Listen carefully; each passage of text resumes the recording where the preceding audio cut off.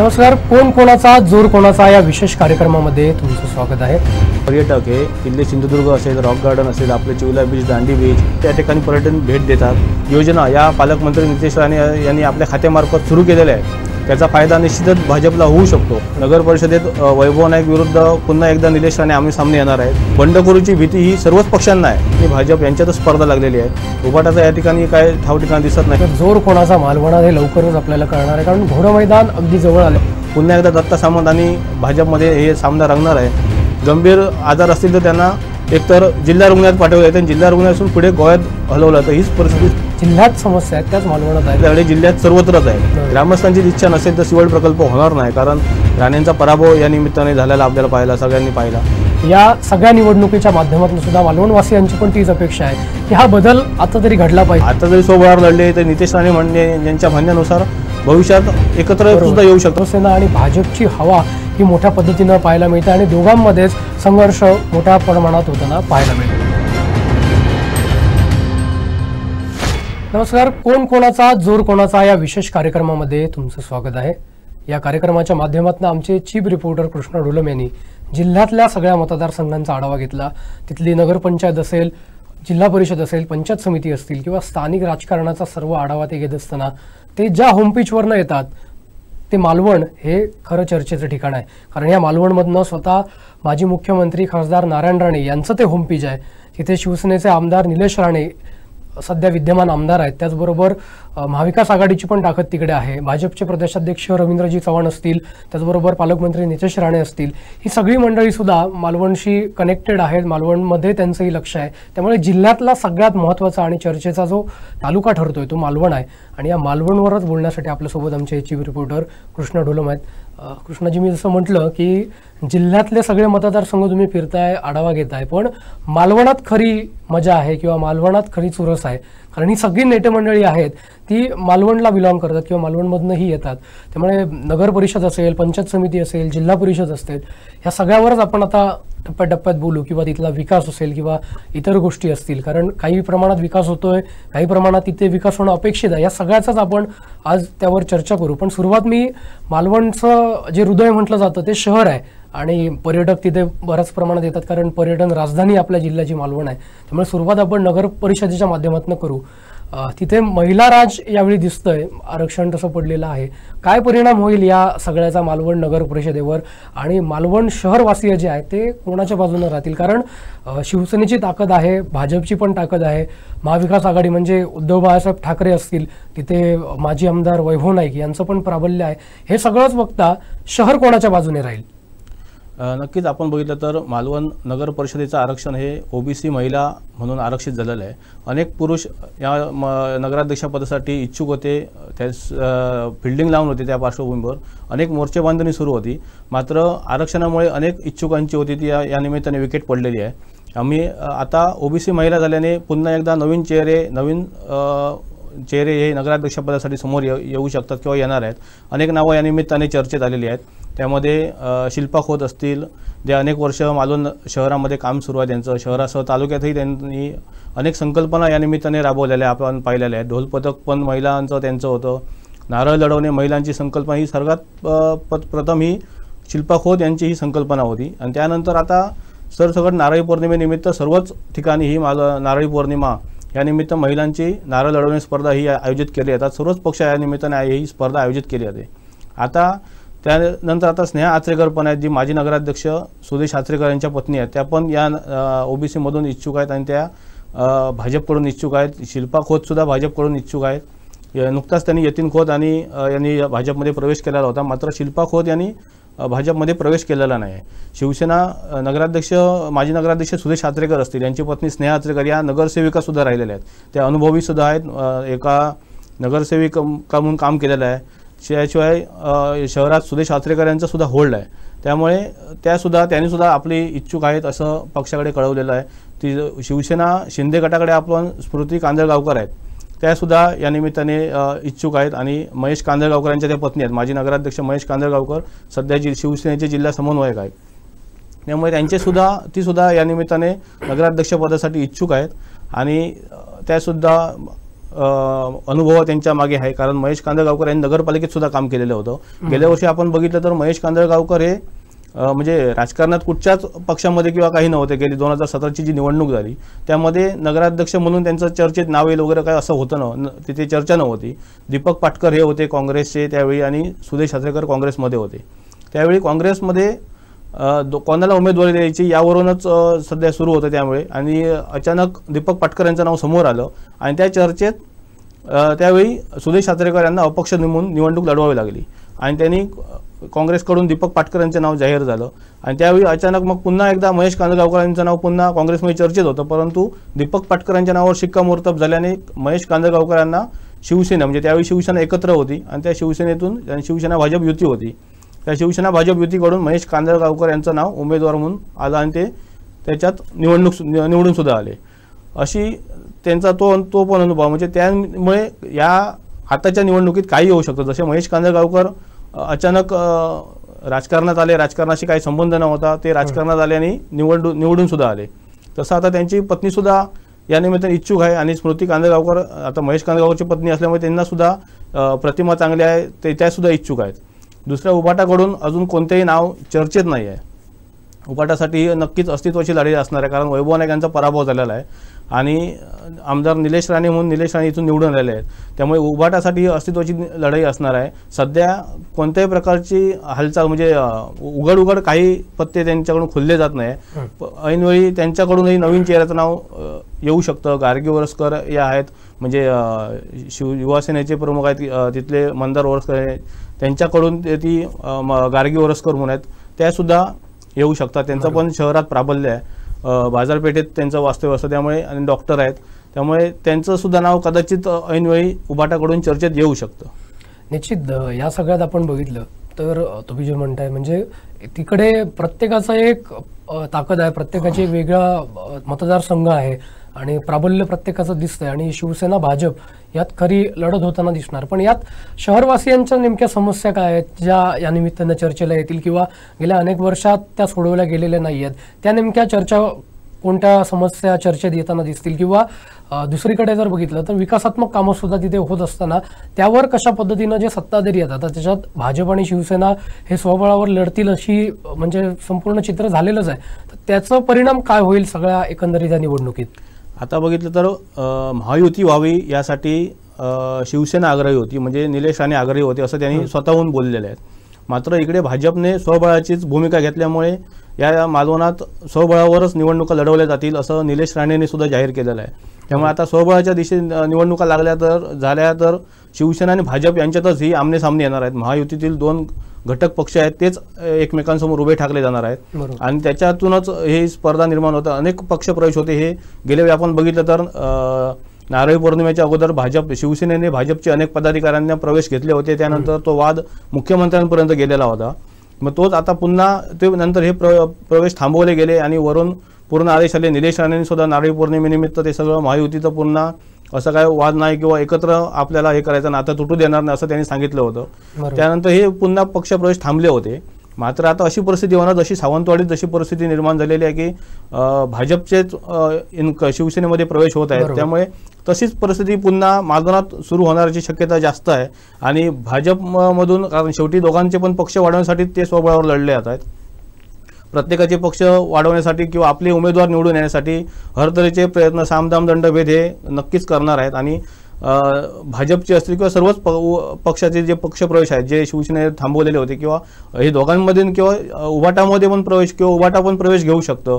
हे जे पक्षप्रवेश थांबलेले आहेत ते आता प्रवेश पुन्हा एकदा सुरू होतील आणि याचा मला वाटतं भाजपला जास्त धक्का बसू शकतो कारण अनेक हे प्रवेश आहेत ते भाजपने थांबवलेले आहेत किंवा निलेश राणेंचे काही समर्थक आहेत किंवा निलेश राणेंना मानणारा जो वर्ग आहे भाजपमधला तो सुद्धा भविष्यात शिवसेनेकडे येऊ शकतो ह्या अंतर्गत त्यांच्या राजकारणामुळे आणि याचा फटका जास्त तो भाजपला बसू शकतो. जरी भाजपने काही नगरसेवक यतीन खोत असतील मंदारकीन वगैरे हे जे केनी वगैरे हे प्रवेश घेतले असले तरी याचा फटका हा ग्राउंड लेवलला आमदार स्थानिक असल्यामुळे शिवसेनेला जास्त फायदा होऊ शकतो आणि भाजपला त्याचा तोटा होऊ शकतो. कारण ही जी राजकीय परिस्थिती बघितलं तर शेवटी निलेश राणे असतील त्यांच्या जोडीला जिल्हा प्रमुख दत्ता सामंत आहेत हे 100% जोर लावणार पालिकेत आणि कशाही परिस्थितीत इथे आपली सत्ता स्थापन करण्यासंदर्भात ते हालचाली नक्की करणार.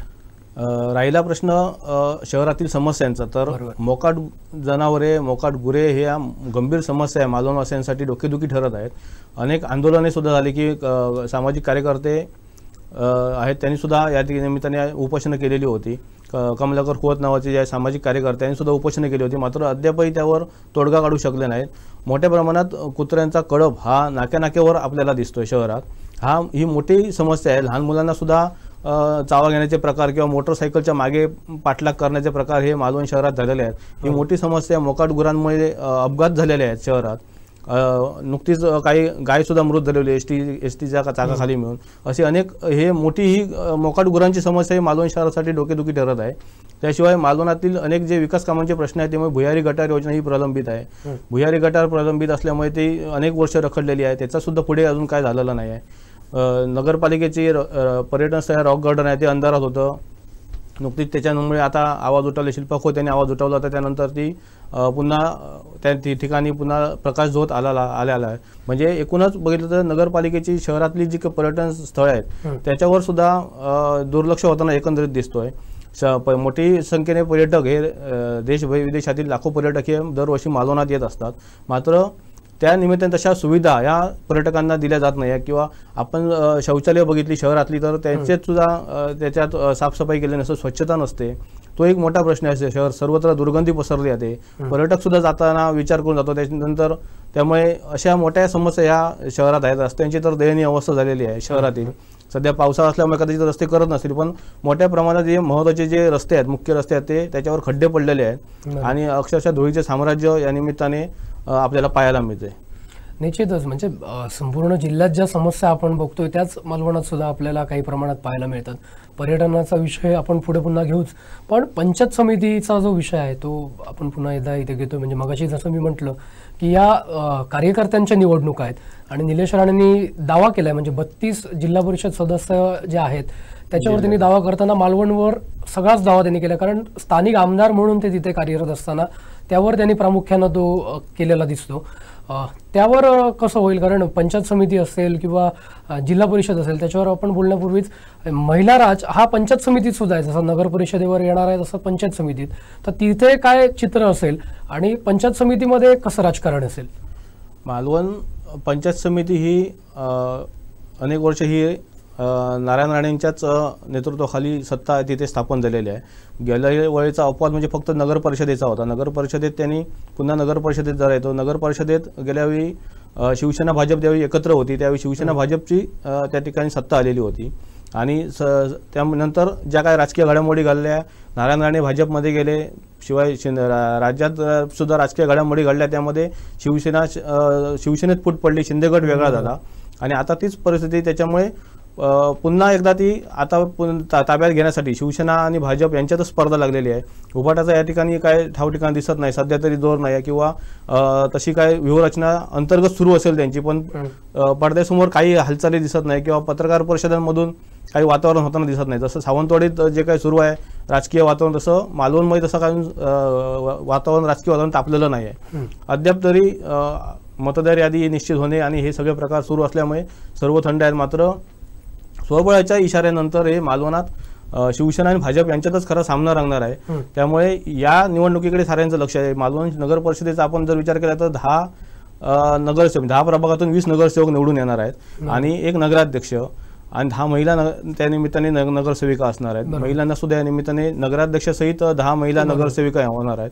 त्यामुळे या निवडणुकीत काटेकी टक्कर अशी लढत या निमित्ताने आपल्याला पाहायला मिळणार आहे. नगर परिषदेत वैभव नाईक विरुद्ध पुन्हा एकदा निलेश राणे आमने सामने येणार आहेत. त्याशिवाय आता भाजप पुन्हा समजा अजून स्वबळाचा जर इशारा दिला, अजून निवडणूक अजून अवधी आहे, निवडणूक जाहीर झालेली नाही, कधी काय होईल यांच्यात सांगता येत नाही. शिवसेना भाजप कधी पण केव्हाही पण युती होऊ शकते हे पण नाकारता येणार नाही. कारण आता फक्त हे इशारे दिलेले आहेत. त्या इशाऱ्यानंतर आता आपण बघितलं तर शिवसेनेने त्या निमित्ताने भाजपचेच पदाधिकारी आहेत ते फोडण्यास सुरुवात केलेली आहे. त्यामुळे हा महायुतीतच ही ठिणगी पडलेली आहे. त्यामुळे भविष्यात काय होईल हे आताच सांगता येणे कठीण आहे. कारण युती पण होऊ शकते किंवा स्वबळावर पण लढले जाऊ शकतात. शेवटी कार्यकर्त्यांची ही निवडणूक आहे. तू म्हटल्याप्रमाणे कार्यकर्त्यांना संधी मिळायला हवी, तर स्वबळावर लढणं हे नितेश राणेंचं म्हणणं योग्य आहे. कारण आता जर आपण बघितलं तर अनेक युती झाली तर अनेक कार्यकर्ते सर्वच वॉर्डात इच्छुक आहेत. एका वॉर्डात जर 4-4, 5-5 जर उमेदवार इच्छुक असतील तर बंडखोरीची भीती ही सर्वच पक्षांना आहे. अगदी उभाटाला पण असू शकते, कारण मालवण शहरात उभाटाची पण ताकद बऱ्यापैकी आहे. त्यामुळे सर्वांनाच हा बंडखोरीचा धोका जास्त आहे. जास्तीत जास्त हा शिवसेना आणि भाजपलाच जास्त मिळणार आहे, कारण त्यांचे आता बघितलं तर भाजपची जी प्रवेश आहेत आता नाराज झालेले आहेत. नगराध्यक्ष पदासाठी भाजपमध्ये शिल्पा खोत आहेत, स्नेहा आचरेकर आहेत. उद्या त्यांच्यात जर कोणातरी एकालाच नगराध्यक्ष पदाची संधी किंवा तिकीट मिळणार आहे, त्यातून आता जर काय होऊ शकतं तर वेगळा पर्याय पण निवडू शकतात. या दोघांपैकी एकाला जर समजा मिळालं तर दुसरा नाराज होऊ शकतो आणि त्यातून काहीतरी दुसरा पर्याय होऊ शकतो. अशा पद्धतीचं चित्र आहे ते मालवण शहरात नगर परिषदेच्या निमित्ताने आपल्याला पाहायला मिळतंय. त्यामुळे भविष्यात राजकीय घडामोडी घडण्याची शक्यता सुद्धा नाकारता येत नाही. मालवण शहरात काही होऊ शकतं, कारण शेवटी प्रत्येकाच्या शहरात काम केलेलं असतं. प्रत्येकाला इच्छा असते की महत्वाकांक्षा असते की आपण सुद्धा नगराध्यक्ष व्हायला पाहिजे, नगरसेवक व्हायला पाहिजे. परंतु प्रत्येक पक्ष एका वॉर्डातून एकच उमेदवार देऊ शकतो, हे सुद्धा नाकारून चालणार नाही. त्यामुळे माघार कोणी घ्यायची किंवा बंडखोरी कोणी करायची हे याच्यामध्ये निवडणुकीमध्ये ही चुरस नक्कीच होणार आहे आणि त्याच्यामध्ये अनेक राजकीय घडामोडी या घडल्या जाणार आहेत. आता राहिला प्रश्न मालवण पंचायत समितीचा. मालवण पंचायत समितीवर गेले अनेक वर्ष ही नारायण राणे यांचीच सत्ता आहे, त्यांच्याच विचाराचे सदस्य आहेत, हे या निमित्ताने येत असतात. आता पंचायत समिती सभापती पदासाठी सर्वसाधारण महिला हे आरक्षण पडलेले आहे. मालवणात एकूण 6 जिल्हा परिषद आहेत आणि 12 पंचायत समिती मतदारसंघ आहेत. त्याच्यामधून 6 महिला निवडून येणार आहेत. आणि महत्त्वाचं म्हणजे जिल्हा परिषदेचे 6 मतदारसंघ आहेत, त्याच्यात तब्बल जिल्ह्याचं जे आरक्षण पडलं त्यात 5 महिला या मालवण तालुक्यात निवडून जाणार आहेत. 6 जिल्हा परिषदेपैकी 5 मतदारसंघ हे महिलांसाठी आरक्षित झालेले आहेत. फक्त एकमेव पेंडूर आहे तो सर्वसाधारण झालेला आहे, त्यामुळे तिथे एका पुरुषाला संधी मिळू शकते. तिथे संतोष साटवेलकर या निमित्ताने शिवसेना शिंदे गटाचे उमेदवार असू शकतात. भाजपकडून सुमित सावंत यासह अन्य नावांबाबत चर्चा सुरू आहे.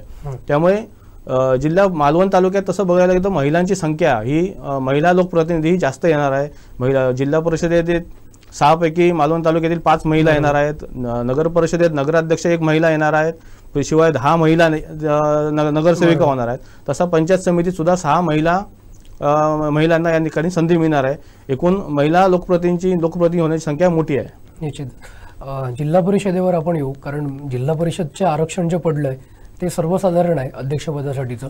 आणि निलेश राणेंची विधानं बघता किंवा ज्या पद्धतीने त्यांचं काम सुरू आहे ते बघता शिवसेनेचा भगवा जिल्हा परिषदेवर फडकवायचा अशा पद्धतीचं ते आव्हान जे आहे ते त्या शिवसैनिकांना करतात किंवा त्या पद्धतीनं त्यांची तयारी सुरू झाली आहे. पण तुम्ही जे जिल्हा परिषदचं आरक्षण सांगितलं त्यानंतर एकच जी सर्वसाधारण जागा आहे ती मालवणातनं दिसते, तर त्या दृष्टीने काय प्रयत्न असतील किंवा काही व्यूहरचना असेल का? किंवा जिल्हा परिषदमधनं महिला मोठ्या प्रमाणात जात असताना सभापती पदसुद्धा अनेक असणार आहेत जिल्हा परिषदेची, तर त्या दृष्टीने काय प्रयत्न असेल? कारण 32 जे जिल्हा परिषद सदस्य आहेत किंवा ज्या जागा आहेत त्या आपल्या असल्याचा दावा कालच्या एका भाषणामध्ये निलेश राणेंनी केलेला दिसतो.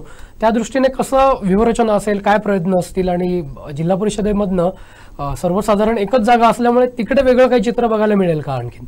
नक्कीच. जिल्हा परिषद अध्यक्ष पदासाठी हे अनेक जण इच्छुक आहेत, कारण जिल्ह्यात आपण बघितलं तर जिल्ह्यातून आता मनीष दळवी पण जिल्हा परिषद सदस्य पदासाठी इच्छुक आहेत किंवा त्यांना कार्यकर्त्यांची मागणी अशी पुढे आलेली आहे. त्यामुळे जिल्ह्यातून बरीच नावं आहेत, त्याच्यामध्ये मनीष दळवी आहेत. मालवणमधून आता संतोष साटवेलकर जर उभं राहिले तर ते पण असू शकतात. कणकवलीमधून गोटे सावंत आहेत. असे अनेक उमेदवार आहेत, त्याच्यामधून निवडणुका ह्या लढल्या जाऊ शकतात. आणि निलेश राणे जे काय म्हणतात 32 जागांबाबत ते जिल्ह्यात आपण राजकीय परिस्थितीचा विचार केला तर शिवसेनेचे 2 आमदार आहेत आणि भाजपचे एकमेव नितेश राणे हे पालकमंत्री आहेत. ते कणकवली मतदारसंघ सोडला तर सावंतवाडी आणि कुडा या मतदारसंघात शिवसेनेचे वर्चस्व आहे.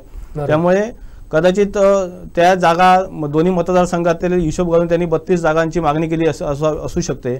आणि एकंदरीत बघितलं तर दोन्ही जिल्ह्याचं नितेश राणे पण आपल्या मतदारसंघातले उमेदवार हे शिवसेनेसाठी सोडताना पण शक्यता कमी आहे, कारण भाजपची बऱ्यापैकी मोर्चे पक्ष संघटना आहे ती त्यांनी त्या निमित्ताने कणकवली विधानसभा मतदारसंघात बळकट केलेली आहे. आणि कणकवलीत शिवसेने शिंदे गटाची ताकद तशी मजबूत नाही आहे किंवा पक्षवाढीसाठी काय हालचाल दिसत नाही. राहिला विषय कुड्या मालवणात शिवसेना शिंदे गट आणि भाजपचं पण प्राबल्य आहे, परंतु आता आमदार शिवसेनेचे असल्यामुळे निधी हा निलेश राणेच आणू शकतात. भाजपकडून तसं जरी पालकमंत्री असले तरी स्थानिक आमदाराची शिफारस महत्त्वाची मानली जाते।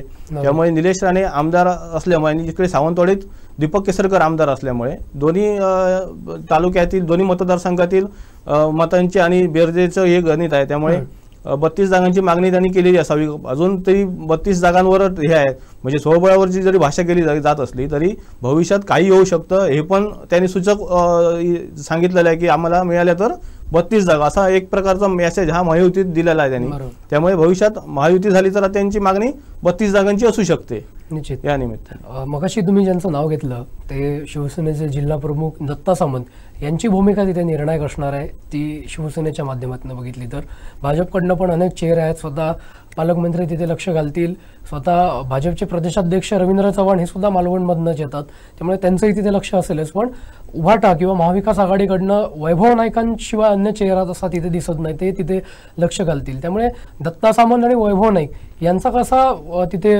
लक्ष असेल किंवा कसं वर्चस्व असेल जिल्हा परिषद, पंचायत समिती आणि नगर परिषदांमध्ये?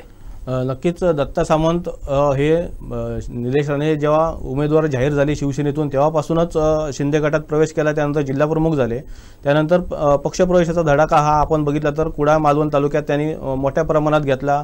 त्यानंतर वाद पण झाले, महायुतीचे पदाधिकारी फोडल्याचा आरोप भाजपने केला होता आणि तो वाद दोन्ही जिल्हा प्रमुखांमध्ये रंगला होता, प्रभाकर सावंत असतील आणि दत्ता सामंत।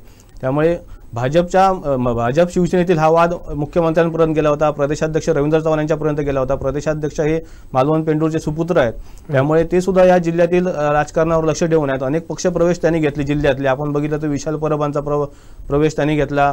शिवाय मालवणचे जे नगरसेवक आहेत मंदारकेनी यतीन खोत असतील किंवा भाईक असो, ह्या अनेक या 3 नगरसेवकांचे पक्षप्रवेश होते ते रवींद्र चव्हाण यांनी घेतले होते। त्यामुळे रवींद्र चव्हाणांचा सिंधुदुर्गावर बारीक लक्ष आहे। एकूणच ही बघितलं तर दत्ता सामंतांनी जे काय प्रवेश घेतले ते पुन्हा एकदा दत्ता आता स्वबळावर निवडणूक लढणं म्हणजे अनेक प्रवेश हे दिवसाला अनेक प्रवेश हे उभाटाकडे असतील किंवा भाजपचे असतील हे सुरू आहेत। त्यामुळे पुन्हा एकदा दत्ता सामंत स्वबळावर लढणार म्हटल्यानंतर पुन्हा एकदा दत्ता सामंत आणि भाजपमध्ये हे सामना रंगणार आहे। आणि दत्ता सामंत पुन्हा एकदा या पक्षप्रवेश असतील की अनेक विकास कामांच्या बाबतीत असतील, ही निलेश राणेंनी जगजाहीर भाषणामध्ये सुद्धा सांगतात की दत्ता सामंत जी काय सांगतील ती कामे पूर्ण होणार। त्यामुळे दत्ता सामंतांकडे सुद्धा लोक त्या निमित्ताने जातात आणि तो पक्षप्रवेश होऊ शकतो। असेच कामांचा धडाका आणि जे काय पक्षप्रवेशाचा धडाका आहे हा दत्ता सामंतांनी लावलेला आहे। आता रवींद्र चव्हाण यांची सुद्धा प्रदेशाध्यक्ष म्हणून त्यांची नेमणूक झालेली आहे। त्यामुळे रवींद्र चव्हाण आणि पालकमंत्री नितेश राणे यांना खरं तर भाजपसाठी हे मोठे आव्हान असणार आहे जिल्ह्यातील, कारण जिल्ह्यातील निवडणुका जिंकणं स्वबळावर हे मोठं आव्हान हे प्रदेशाध्यक्ष आणि रवींद्र चव्हाण आणि पालकमंत्र्यांवर असणार आहे। कारण शिवसेनेचे जिल्ह्यात 2 आमदार आहेत आणि भाजपचे फक्त एकमेव आमदार आहेत आणि पालकमंत्री आहेत आणि प्रदेशाध्यक्ष म्हणून त्यांची नेमणूक झालेली आहे। त्यामुळे ह्या मतदारसंघात जिल्ह्यावर पूर्ण राज्याचं लक्ष लागून असणार आहे, कारण रवींद्र चव्हाणांना पूर्णपणे ताकद ही जिल्ह्यातील पदाधिकाऱ्यांना द्यावी लागणार आहे, भाजपच्या पदाधिकाऱ्यांना। पालकमंत्र्यांना सुद्धा सर्वच म्हणजे कणकवली मतदारसंघ बघता येणार नाही तर पूर्ण जिल्ह्यातील भाजपला त्यांना ताकद पुरवावी लागणार आहे। त्या अनुषंगाने त्यांनी वेंगुर्ल्यातून सुरुवात पण केलेली आहे। त्यामुळे शिवसेना भाजपमधीलच हा वाद मोठ्या प्रमाणात पुढे उफाळून येऊ शकतो। कदाचित भाजपचे अनेक पदाधिकारी सुद्धा फोडले जाऊ शकतात म्हणण्यापेक्षा अनेक कार्यकर्ते मगाशी म्हटल्याप्रमाणे हे राणेंना मानणारा वर्ग मोठ्या प्रमाणात भाजपमध्ये सुद्धा आहे। आणि विधानसभा ज्यावेळी निवडणूक झाली होती त्यावेळी सुद्धा शिवसेना भाजप युती होती आणि युतीप्रमाणेच काम झालं होतं। म्हणूनच निलेश राणेंचं म्हणणं होतं की शिवसेना भाजप युती व्हावी, महायुतीच्या माध्यमातून निवडणुका लढल्या जाव्यात। मात्र होत नसतील तर आपण स्वबळावर लढण्यास तयार असा इशाराच त्यांनी दिलेला आहे। त्यामुळे हे आमने सामने येणार आहेत। आणि राहिला विषय उभाटाचा, वैभव नाईक यांच्यावरच सगळी भिस्त ही उभाटाची असणार आहे। महाविकास आघाडीत आता आपण मुंबईतून बघितलं तर मुंबईत उघड त्यांनी ते महापालिका विषय असू शकतो। भाई जगताप हे यांनी उघडपणे सांगितलं की आपल्याला ठाकरेंसोबत निवडणूकच लढवायची नाही आहे। त्यामुळे तोच मेसेज जर खाली आला तर सर्वच निवडणुका या काँग्रेस महाविकास आघाडीच्या नेत्यांनी पण स्वबळावर लढायचं जर ठरवलं असेल तर तिथे सुद्धा स्वबळावर लढले जाऊ शकतात। आता वैभव नाईक म्हणजे उभाटाबरोबर मनसे सुद्धा एकत्र येण्याची चर्चा वरिष्ठ पातळीवर सुरू आहे। त्यामुळे त्यांच्यात सुद्धा मनसे जर आली, मनसेची फारशी ताकद जिल्ह्यात नाही आहे, पण सारी विस्त ही वैभव नाईक आणि यांच्यावरच असणार आहे, उभाटावरच असणार आहे। आणि जर जिल्ह्यातील काँग्रेसला त्यांना महाविकास आघाडीची नक्कीच गरज असणार आहे, कारण महाविकास आघाडीची ताकद तेवढी नाही, काँग्रेसची तेवढी ताकद तर राहिलेली नाही आहे. राणेंनी जेव्हा काँग्रेस सोडली त्यानंतर जिल्ह्यातील काँग्रेसची अवस्था दयनीय झालेली आहे. त्यामुळे आताच्या घडीला काँग्रेसला उभारी घेण्यासाठी जर भाजप शिवसेनेसारखीच जर त्यांची इच्छा असेल की कार्यकर्त्यांची निवडणूक आहे त्यामुळे आपण पण स्वबळावर, तर त्यांच्यासुद्धा निवडणुका ह्या महाविकास आघाडीकडून सुद्धा स्वबळावर लढल्या जाऊ शकतात. आणि स्वबळावर लढल्या नाही तर त्यांची भिस्त ही वैभव नाईक यांच्यावरच असणार आहे, एवढं मात्र नक्की. निश्चित पुन्हा एकदा ज्या लोकांच्या समस्या आहेत, म्हणजे नगर परिषद, पंचायत समिती, जिल्हा परिषद, म्हणजे ग्रामीण भागातल्या पण आहेत, शहरी भागातल्या आहेत, एकंदरीत मतदारसंघातल्याच आहेत, त्याच्याकडे आपण पुन्हा येऊ. म्हणजे एकीकडे निधी मंजूर सुद्धा होतोय, निलेश राणे निधी आणतायत. याच्या आधी वैभव नाईक तिथे आमदार होते, त्यांनी पण काही प्रमाणात निधी आणला, पण निधीचा जो विनियोग झाला पाहिजे तसा काही ठिकाणी होताना दिसत नाही किंवा तो झालेला नाही. ह्याही गोष्टी आहेत. रस्त्यांचा एक विषय प्रामुख्याने सोशल मीडियावर आम्हाला पाहायला मिळतो की कुडाळ मालवण जो रस्ता आहे त्याची समस्या खूप मोठी दिसते. बाकीही काही विषय आहेत. अंडरग्राऊंड वीज वाहिन्यांसाठी सुद्धा पुढाकार घेतलेला आहे निलेश राणेंनी. हा जो मुद्दा आहे तो विधान भवनात पण मांडला, विधानसभेत त्यांनी हा मुद्दा चर्चेला आणला होता. त्याच्यावर नेमका आता काय ॲक्शन सुरू आहे, किंवा इतर आरोग्याचा प्रश्न हा जिल्ह्यातच आहे, मालवणमधल्या आरोग्याचा प्रश्न काय, तिथल्या रोजगाराचा प्रश्न काय, तिथल्या पर्यटनाचा प्रश्न काय, हे सगळे प्रश्न जे आहेत याचा परिणाम येणारे ह्या तीनही ज्या कार्यकर्त्यांच्या म्हणजे मिनी विधानसभा ज्या होणार आहेत त्याच्यावर काय होणार आहे, त्या समस्या कुठल्यापर्यंत जाणार आहेत, आरोप प्रत्यारोप करताना काय त्यांच्या म्हणजे नेत्यांसमोर प्रॉब्लेम येणार. कारण आज आरोप करताना जे आरोप करणार असतील ते पण मागे सत्तेत राहून गेलेत, किंवा जे आता आरोप त्यांच्यावर करतील ते स्वतः आता सत्तेत आहेत किंवा मागच्या काळात त्यांची सत्ता होती. तर हे सगळं गणित कसं असेल? नक्कीच हे जिल्ह्यातील जेवढे प्रश्न आहेत ते सर्वच मुद्दे हे प्रचाराचे मुद्दे होऊ शकतात किंवा होणार आहेत. मालवणात जर विचार केला तर रस्त्यांची ही कुडाळ मालवणचा रस्ता पण दयनीय अवस्था झालेली आहे. अनेक रील्ससुद्धा आपण त्यानिमित्ताने बघितले होते, अनेक बॅनर त्या ठिकाणी लागलेले होते. मात्र रस्त्यांसाठी नुकताच आमदार निलेश राणे यांनी 24 कोटीचा निधी आणल्याचे जाहीर केलेले आहे. आता पावसाळ्यानंतर कदाचित रस्त्यांच्या कामाला सुरुवात होईल, परंतु जोपर्यंत येथील नागरिकांना, वाहन चालकांना त्या खड्डेमय रस्त्यातूनच प्रवास करावा लागला हे नाकारून चालणार नाही आणि हे वास्तव आहे. त्यामुळे हेच आता आरोग्याचा विषय आहे किंवा भूमिगत वीज वाहिन्याचा विषय आहे. भूमिगत वीज वाहिन्यांसाठी निलेश राणे आमदार झाल्यानंतर पहिल्यांदाच त्यांनी विधानसभेत आपल्या अभ्यासू भाषणाची चुणूक दाखवली होती. त्या ठिकाणी आरोग्याचा विषय असेल, जिल्हा शासकीय रुग्णालय त्याचा सुद्धा त्या ठिकाणी पाडा वाचला होता, काय अवस्था आहे जिल्हा रुग्णालयाची किंवा शासकीय रुग्णालयाची. त्यामुळे ह्यानंतर वीज वितरणवर सुद्धा पावसात गेली अनेक वर्षांचा हा प्रश्न आहे. खरं तर गेली अनेक वर्षे जे वीज वाहिन्या आहेत किंवा त्यांची यंत्रसामुग्री आहे ती बदललीच गेली नाही, ही यंत्रणा चढलेली आहे. आणि तोच मुद्दा त्यांनी मांडला. अनेक जंगलातून वीज वाहिन्या गेलेल्या आहेत. त्यामुळे सर्वच पावसाळ्यात गेली दरवर्षी हा पावसाळा येतो, नेहमीचा पावसाळा येतो म्हणतो आपण, त्याप्रमाणे दरवर्षी पावसाळ्यात मालवण हे अंधारात जातं, 4-5 दिवस अंधारात जातं. विद्युत वाहिन्या, या विद्युत खांब हे जंगलातून आलेले आहेत, त्यामुळे त्या शोधताना कर्मचाऱ्यांची नाकीनऊ येते. त्यामुळे हे जे मुद्दे आहेत ती रस्त्याच्या कडेने ही लाईन जायला पाहिजे. अनेक मुद्दे हे निलेश राणे यांनी विधानसभेत मांडले आणि त्यातून आता कामही सुरू झालेलं आहे. विधानसभेतून जे काय मंत्रालयात मिटिंग झाली त्यानंतर राज्यमंत्री आहेत बोर्डीकर, त्यांनी सुद्धा या ठिकाणी मिटिंग घेतली आणि त्यानंतर कोकणातील खास मिटिंग लावावी अशी निलेश राणेंची मागणी होती. त्याला धरून आता भूमिगत वीज वाहिनी असतील त्याचं काम सुरू झालेलं आहे. आणि भूमिगत वीज वाहिनीचं यापूर्वी सुद्धा काम झालं, अनेक सबस्टेशन आहेत त्यांचं सुद्धा काम आता सुरू झालेलं आहे. ही सुरू झालेली ही पॉझिटिव्ह एक बाजू म्हणता येईल शिवसेनेची. परंतु दुसरीकडे आरोग्याची अवस्था बघितली तर गंभीर जे विषय असतील, गंभीर आजार असतील तर त्यांना एकतर जिल्हा रुग्णालयात पाठवलं जातं आणि जिल्हा रुग्णालयातून पुढे गोव्यात हलवलं. तर हीच परिस्थिती सगळीकडे आपल्याकडे जिल्ह्यात सर्वत्र आहे, तीच मालवणात आहे. कारण आरोग्य व्यवस्था ही सुधारली नाही, कारण यंत्रणा जर आणली तरी त्या निमित्ताने टेक्निकल नसतील किंवा डॉक्टर नसतील तर त्याचा काहीच उपयोग होणार नाही. तसंच अनेक गंभीर जर आजार झाले किंवा रुग्ण आले तर त्यांना थेट जिल्हा रुग्णालयात पाठवले जाते. मात्र जिल्हा रुग्णालयाची पण अवस्था आपण बघितली की ते थेट गोव्यामध्ये पाठवले जातात. अशीच अवस्था ही गंभीर आरोग्याची आहे, ती सुद्धा या निमित्ताने ह्या प्रचाराचा मुद्दा ठरू शकतो आणि हे आरोप प्रत्यारोप नक्कीच होऊ शकतो तू म्हणते त्याप्रमाणे. परंतु हे मुद्दे हे आजचे नाही आहेत, हे मुद्दे गेले अनेक वर्षांचे आहेत. तेच मुद्दे एकमेकांवर उलटे होणार, कारण आता सत्तेत निलेश राणे आहेत, त्यावेळी वैभव नाईक सत्तेत होते, तिथले आमदार होते, त्यावेळी पण ते विषय होतेच आणि आता पण हे विषय आहेच. त्यामुळे हे विषय एकमेकांवरच बुमरँग होऊ शकतात आणि याच्यावर आरोप प्रत्यारोप होऊ शकतात या निमित्ताने. निश्चित मालवण म्हटलं की समुद्र किनारा आणि मच्छीमार तिथला आठवतो. हा समाज सुद्धा तिथे मोठ्या प्रमाणात आहे. त्यांच्या काय मागण्या असतील किंवा काय समस्या असतील? कारण नितेश राणेंनी सुद्धा जी बोर्ड आहे त्या संदर्भातला निर्णय किंवा मच्छीमारांना शेतकऱ्यांचा दर्जा देण्यासाठी जे काही निर्णय घेतलेत, सरकारने सुद्धा काही चांगल्या, म्हणजे आता जसं शेतकऱ्यांना वीज सवलतीच्या दरात मिळते तशी मच्छीमारांना सुद्धा देण्यासाठी त्यांचे प्रयत्न आहेत। या सगळ्याचा परिणाम कसा होईल किंवा तिथल्या स्थानिक मच्छीमारांना काय अपेक्षित आहे? स्थानिक मच्छीमारांना काय समस्या तिथे भेडसावत आहेत? कारण पर्सन्सी नेट असेल किंवा इतर LED मच्छीमारी असेल, यावर पण अनेक वेळा आम्ही चर्चा होताना बघितल्या, अनेक वाद होताना बघितले। तर हा मुद्दा कसा गाजेल या सगळ्या निवडणुकात? नक्कीच नितेश राणे यांच्याकडे मत्स्य विभागाची जबाबदारी मंत्री झाल्यानंतर त्यांनी अनेक योजना या प्रत्यक्षात आणताना आपल्याला पाहायला मिळते।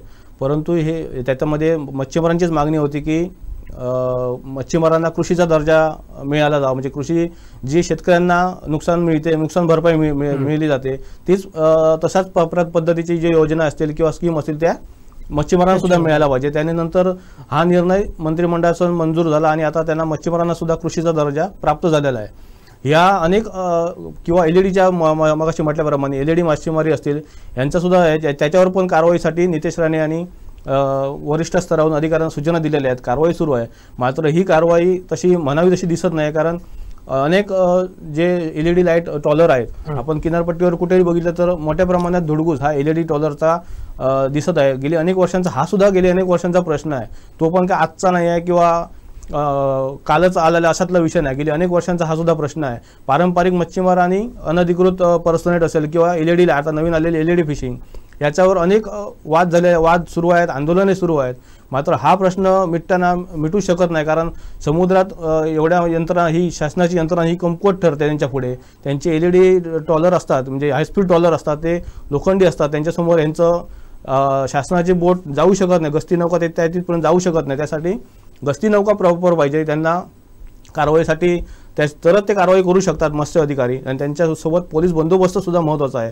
कारण जे LED टॉलर हायस्पीड टॉलर असतात त्यांच्याकडे सर्व प्रकारची यंत्रसामुग्री ते घेऊनच फिरतात। त्यामुळे अनेक वाद यापूर्वी समुद्रात झालेले आहेत, समुद्रात सुद्धा ठिणग्या पडलेल्या आहेत वादाच्या, अनेक आरोप प्रत्यारोप झालेले आहेत त्या निमित्ताने। त्यामुळे हे जे मच्छीमारांचा जो वाद आहे तो वाद अजूनही शमलेला नाही। पारंपरिक मच्छीमारांच्या हितासाठी अनेक योजना या पालकमंत्री नितेश राणे यांनी आपल्या खात्यामार्फत सुरू केलेल्या आहेत, त्याचा फायदा निश्चितच भाजपला होऊ शकतो। परंतु कशा पद्धतीने ते भाजप या ठिकाणी या मुद्द्यांना प्रेझेंट करते त्याच ह्याच्यावर त्यांना निर्णयावर अवलंबून राहावं लागेल भाजपला। मात्र हे जे मुद्दे आहेत भाजपला, शिवसेना भाजप महायुतीला, की ते अडचणीचे ठरू शकतात, कारण हायस्पीड टॉलर पारंपरिक मच्छीमारांचा वाद हा अनेक दिवसांत, आता पाऊस आहे म्हणून आता पुन्हा एकदा हा वाद उफाळून येऊ शकतो। अनेक LED टॉलर हे समुद्रात आपल्याला मासेमारी करताना दिसतात, पारंपरिक मच्छीमारांचा घास मासेमारी असतात ती गिरावून नेतात, आपले पर्सनेट एकही मासेमारी शिल्लक ठेवू शकत नाही अशा पद्धतीने जाळं लावतात आणि मासेमारी सगळी मासळी हे लुटून घेऊन जातात। त्यांच्यावर तेवढी कारवाई करणे, कारण शेकडो ट्रॉलर्सवर, हायस्पीड ट्रॉलर्सवर कारवाई करणं हे एका गस्ती नौकेला नक्कीच शक्य नाही आहे।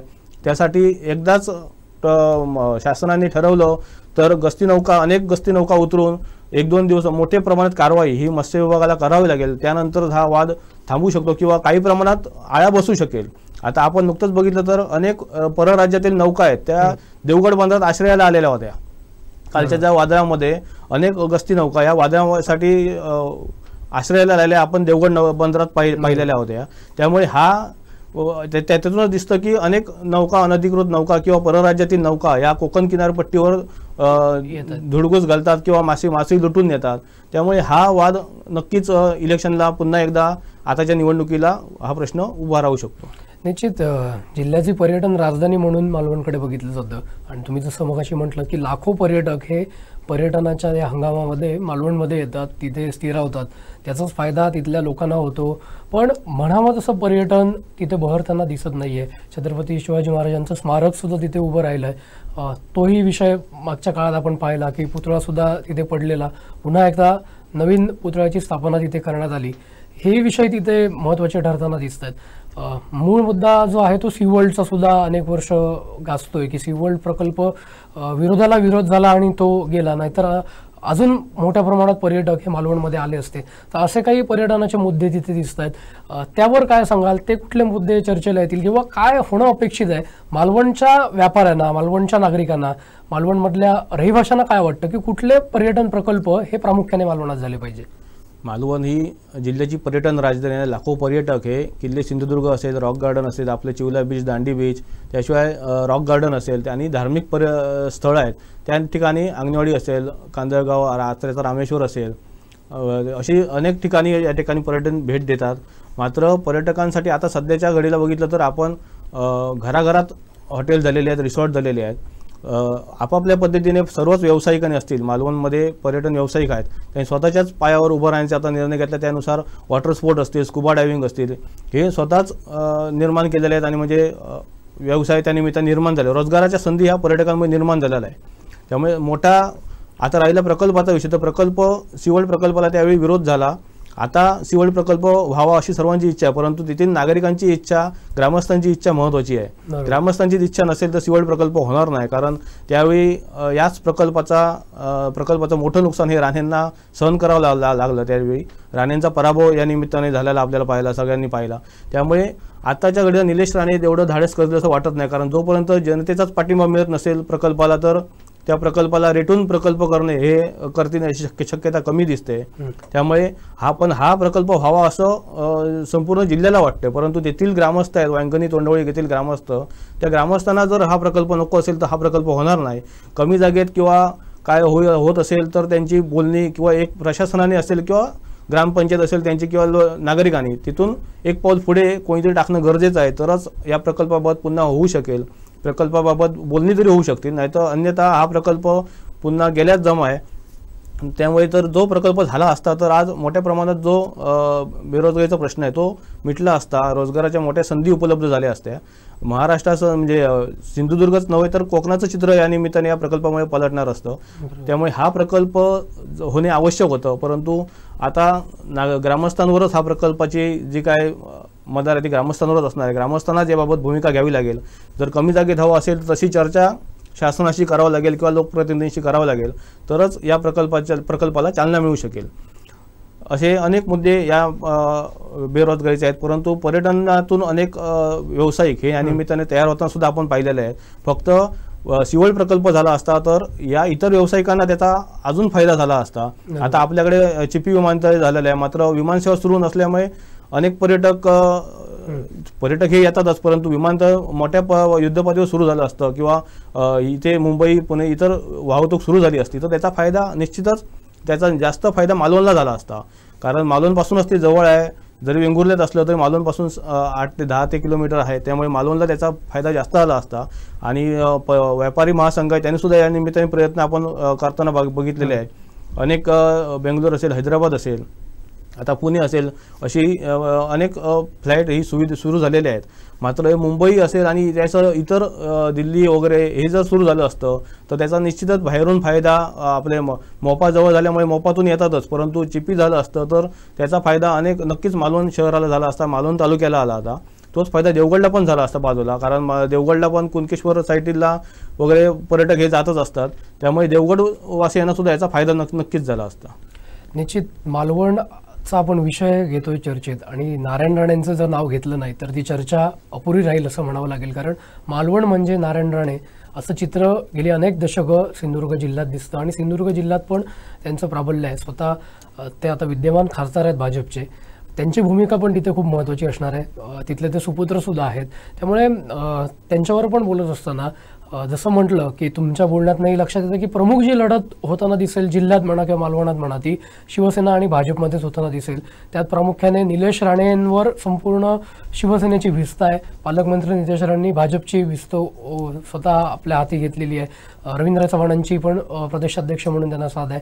खासदार म्हणून, महायुतीचे खासदार म्हणून नारायण राणे सुद्धा तिथे महत्त्वाच्या भूमिकेत असणार आहे. तर यावर काय वाटतं की या सगळ्या आपापसात, म्हणजे ते म्हणतात की मैत्रीपूर्ण आपण लढू किंवा जी काही लढत आहे स्वबळावर लढू, त्यानंतर पुन्हा एक यायचंच आहे, पण या निमित्तानं जो काही वेगवेगळे हे लढतील किंवा समोरासमोर एकमेकाचे येतील, आमने सामने येतील, त्याचा परिणाम कसा असेल आणि नारायण राणेंचा जो एक वर्ग आहे जो त्यांचा कार्यकर्त्यांशी त्यांचं जे पाठबळ आहे, त्याचबरोबर एक नागरिकांमधला म्हणजे मतदारांमधला एक जो कल आहे तो नक्की यावेळी कुठल्या बाजूला तुम्हाला दिसेल किंवा त्याबद्दल काय सांगता येईल? नक्कीच त्यांची सुद्धा भूमिका महत्त्वाची असणार आहे. खरं तर युतीसाठी प्रयत्न त्यासाठीच निलेश राणे करत होते, कारण एकाच घरात शिवसेना आणि भाजप पक्ष असल्यामुळे प्रत्येकजण पक्ष आपापल्या पद्धतीने वाढवणार आहेत. निलेश राणेंना भाजपची सुद्धा मदत त्यावेळी आमदारकीसाठी झालेली होती, त्यामुळे कुठेतरी युती व्हावी यासाठी ते प्रयत्नशील होते. परंतु युती नजरात शेवटी ज्या पक्षात आहेत ते पक्ष वाढीसाठी निलेश राणे 100% प्रयत्न करणार आहेत. आणि एकनाथ शिंदेनीच ते वारंवार आपण बघितलं की एकनाथ शिंदेनी माझ्या कपाळाला गुलाल लावला हे ते वारंवार सांगतात. त्यामुळे 10 वर्ष ते बॅड पॅचमध्ये होते, खासदारकीला पडलेले होते. त्यामुळे आता कुठेतरी विधानसभेत गेल्यामुळे आमदार झाले आहेत आता. त्यामुळे ज्या पक्षाने संधी दिली त्या पक्षाचे ते 100% काम करतीलच. आणि भविष्यात शिवसेना भाजप ही आता जरी स्वबळावर लढले तर नितेश राणे यांच्या म्हणण्यानुसार भविष्यात एकत्र सुद्धा येऊ शकतात. जर स्वबळावर लढून जर सत्ता आली नाही, दोघांची जर मदत एकमेकांना लागली तर नक्कीच शिवसेना भाजप यांची युती नंतर होणारच आहे, ते जाहीर पण केलेलं आहे. आताची ही कशी कार्यकर्त्यांची निवडणूक असल्यामुळे स्वबळावर लढणे हे त्यांच्यासाठी क्रमप्राप्त आहे. त्यामुळे नितेश राणे आपल्या मतदारसंघात नक्कीच शिवसेनेला जागा देतील असं शक्यता कमी आहे. त्यामुळे तिथेच कुडाळ मालवण मतदारसंघात तशी सेम निलेश राणे पण देऊ शकत नाही. त्यामुळे भाजपची जरी मागणी जास्त असली तरी निलेश राणे देऊ शकत नाही भाजपला की आपल्याला अमुक जागाच द्या म्हणून. त्यामुळे भाजपला सुद्धा तिथे शिवसेनेला स्वबळावर लढावंच लागेल. नारायण राणे या निमित्ताने काय करणार त्यांची सुद्धा भूमिका महत्त्वाची असणार आहे. प्रचाराला सध्या रत्नागिरीत त्यांनी जोर धरलेला दिसतो, रत्नागिरीत त्यांचा जनता दरबार सुरू आहे. त्यामुळे सिंधुदुर्गात ते कशा पद्धतीने प्रचार करतील हे सुद्धा महत्त्वाचं आहे. नितेश राणे अलीकडेच आपण ऐकलं की तिथे जाऊन सुद्धा राणेसाहेब प्रचार करतील, हा त्यांचा मुद्दा होता. त्यामुळे यात राणे कुटुंबातच आता वाद म्हणता येणार नाही, परंतु हे जे काही विषय सुरू आहेत त्यामुळे प्रत्येकाचा पक्ष वाढवण्याचा अधिकार त्या पद्धतीने स्वबळावर लढतील आणि त्यानंतर एकत्र येतील. अशा पद्धतीची रणनीती ही शिवसेना भाजपने आखल्याचे आपल्याला एकंदरीत दिसतंय. निश्चित एक शेवटचा प्रश्न जाता तुम्ही जिल्ह्यात सुद्धा संपूर्ण फिरताय, सगळा आढावा घेताय. जिल्ह्यावर तर आपण नंतर बोलूच, पण आज मालवणाचं स्पेसिफिक जर बोलायचं झालं तर मालवणात हवा कोणाची म्हणायचं? कारण भाजपची तेवढीच ताकद दिसते, शिवसेनेचे आमदार तिथे आहेत, स्वतः दत्ता सामंत त्यांच्या जोडीला आहे. महाविकास आघाडीचा विचार करता उबाटा शिवसेना तिथे आहे, वैभव नाईकांवरती मदार असेल, काँग्रेस राष्ट्रवादी पण तिथे असणार आहे, त्या मनसेची साथ सुद्धा तिथे मिळणार. त्यामुळे हवा कोणाची मालवणात काय सांगाल? मालवणात हवा बघितली तर सध्या ग्रामीण भागात ही नक्कीच शिवसेनेची आहे, म्हणजे शिंदे गटाची आहे. आणि शहरात भाजपचं वातावरण आहे, भाजपची ताकद आहेच. भाजपने अनेक जे नगरसेवकचे उमेदवार आहेत ते उबाटातून भाजपमध्ये मिळवलेले आहे. त्यामुळे उबाटा बॅकफूटवर गेलेली आहे या 4 जणांच्या प्रवेशामुळे. आणि त्याशिवाय आधीच त्यांचे 4 नगरसेवक हे भाजपचे होतेच. त्यामुळे भाजपची ताकद सध्या शहरात जास्त आहे. शिवसेनेला खूप मेहनत घ्यावी लागणार, शिवसेना शिंदे गटाला. आणि त्यांच्यामुळे ग्रामीण भागात मात्र शिवसेना शिंदे गटाची ताकद बऱ्यापैकी आहे. ग्रामीण भागात मानणारा वर्ग मोठ्या प्रमाणात आहे. परंतु काही राजकारणात काही सांगता येणार आहे, कधी कोणत्याही पक्षात प्रवेश होऊ शकतात. भाजपमध्ये गेलेले सुद्धा काय सांगता येणार, उद्या नगराध्यक्ष किंवा नगरसेवक पदासाठी समजा भाजपने उमेदवारी दिली नाही तर त्यांना शिवसेना शिंदे गटाचाच पर्याय निर्माण होऊ शकतो. किंवा शिंदे गटात तिकीट नाही मिळाली, एकाच वॉर्डातून 2-2 जर नगरसेवकासाठी इच्छुक असले, तिकीट तर एकालाच मिळणार. त्यामुळे शिंदे गटाकडून पण उमेदवार न मिळाल्यास भाजपमध्ये जावतील. ह्या दोघांमध्येच इन्कमिंगचा जास्त ओघ असणार आहे. ह्याने नाही दिलं तिकीट तर तिकडे जाऊ शकतो. हेच पक्षप्रवेश होत राहतील. याला फटका हा खरं तर वैभव नाईक यांच्यासाठी ही महत्त्वाची निवडणूक असणार आहे. कार्यकर्त्यांना ताकद त्यांना द्यावी लागणार आहे, तरच भविष्यातील ज्या निवडणुका आमदारकीसाठी जे प्रयत्न होतील पुढच्या वर्षी, जरी 4 वर्ष लागतील किंवा अजून काही मतदारसंघ बदलतील वगैरे अशा चर्चा सुरू आहेत, तरी ज्या असतील तरी कार्यकर्त्यांना आता ताकद देणे हे वैभव नाईकांसाठी महत्त्वाचं असणार आहे. कारण वैभव नाईक यांचा जरी पराभव झाला असला तरी कार्यकर्त्यांनी जीवाचं रान करून ती निवडणूक विधानसभेची लढवली होती. त्यामुळे आता कार्यकर्त्यांच्या निवडणूक आहेत, त्यामुळे नेत्यांना सुद्धा आता कार्यकर्त्यांना पाठबळ हे द्यावं लागणार आहे. निश्चितच आपण बघितलं तर जोर कोणाचा मालवणात हे लवकरच आपल्याला कळणार आहे. कारण घोडं मैदान अगदी जवळ आलेलं आहे, पण मालवणमधल्या समस्या सुद्धा त्याच आहेत. आरोग्याची समस्या आहे, पर्यटनाची आहे, त्याचबरोबर रस्ते किंवा इतर ज्या जिल्ह्यात समस्या आहेत त्याच मालवणात आहेत. कुठेतरी सुरुवात त्याची होताना दिसते, बदल होताना दिसतो. निश्चितच या सगळ्या निवडणुकीच्या माध्यमातून सुद्धा मालवणवासियांची पण तीच अपेक्षा आहे की हा बदल आता तरी घडला पाहिजे, कारण गेली अनेक वर्ष त्याच समस्या पुन्हा पुन्हा येताना दिसत आहेत. त्याची कुठेतरी सुरुवात आता होते, त्यामुळे निश्चितच मालवणवासीय ती अपेक्षा ठेवू नये. त्यामुळे मालवणवासीय कोणाच्या पारड्यात मत घालतील हे येणाऱ्या आपल्या ह्या निवडणुकात दिसेलच. कोणाचं पारडं तिथे जड आहे ही स्पष्ट होईल. पण सध्या बघितलं तर शिवसेना आणि भाजपची हवा ही मोठ्या पद्धतीनं पाहायला मिळते आणि दोघांमध्येच संघर्ष मोठ्या प्रमाणात होताना पाहायला मिळतो.